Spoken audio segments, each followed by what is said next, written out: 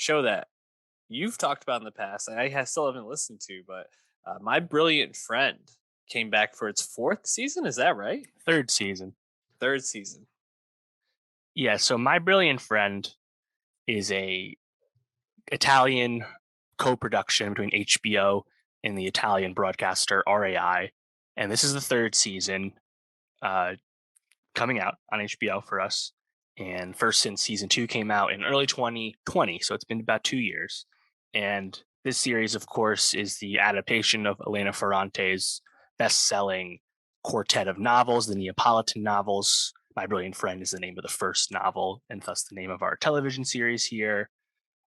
Season three is named Those Who Leave and Those Who Stay, aka the third book's title.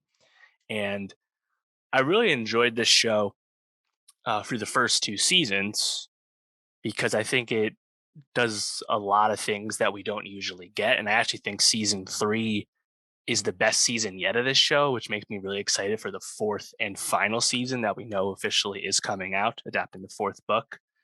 And it's not that anything like new per se is happening in season three versus the first two seasons. It's more of what we know about this story. These two young girls with a very complex friendship coming of age in post-war Italy, in Naples specifically, starts out in like the 1950s. By season three, though, we're kind of into the early 70s as our two leads, Leno and Leela, have kind of crossed over into adulthood and are, in their late 20s at this point.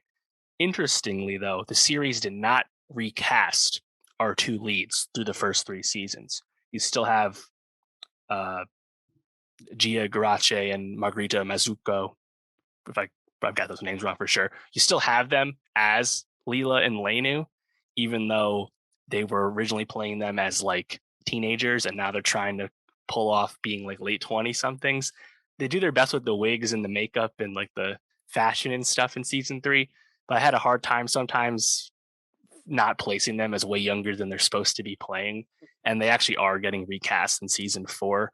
But those two performers are like so compelling and I feel like so like attached to these characters that I understand why they wanted to do it with season three. And ultimately I feel like that connection, that like through line really helps that like we hadn't seen them be recast yet. So I think just like thematically the show's really impressive because and this obviously is all really coming from the book, of course, but just that coming of age theme, really intense hardship of the time, but also really omnipresent struggle of gender roles and gender norms and how that's changing in their culture. Now at this time in season three, we're experiencing a lot more like political upheaval and like class struggle. And we're seeing like open conflict between fascist supporters and communist supporters. It's the Years of Lead is the name of the time in Italy, and we've seen the women's liberation movement popping up as well. So I think just like the characters are as they're adults now with like their own families are getting up to more interesting stuff beyond the traditional coming of age story that we all know is quite familiar. So I just like being with them, and also where we've expanded beyond the Naples region, we're now spending time in Pisa and Milan and Florence. So we're just kind of seeing more of Italy as well as these characters are branching off, and Lena is becoming much more successful. So I think it's the best season overall. I like it a lot. Uh, I think if you've watched the series or you read the book, this show does a really good job of making you dislike certain characters and be frustrated by character decisions. In this case, it's absolutely Nino Saratore, just a absolute fuckboy. This guy sucks so hard and he just cannot leave the plot. I can't stand it. One of the most easy to dislike characters I've seen on screen in some time, and it's frustrating because he's not like an overt like dick. He's more of like that subtle under the surface fuckboy because he thinks he's so smart and he's on the right side of history and all that stuff. I think they do a really good job of kind of building up this character or breaking him down basically. So uh, that was fun. I think to just watch him pop up and be like, I can't stand this guy. Please kick him to the curb. Uh, Alas, I think I have to wait for season four for that to happen. TBD there.